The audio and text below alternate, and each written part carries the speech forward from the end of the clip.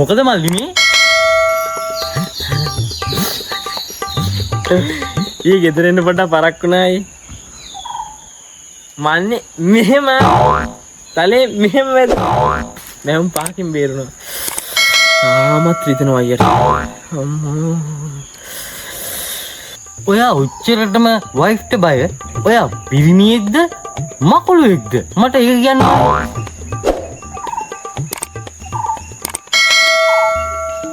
හරිනේ අයියේ. මං හිතන්නේ මං පිරිමි. මොකද අපේ ගෑණි මකුළුවන්ට මාර බයයි. ඔන්න ඕකනේ ප්‍රශ්නේ අයියේ.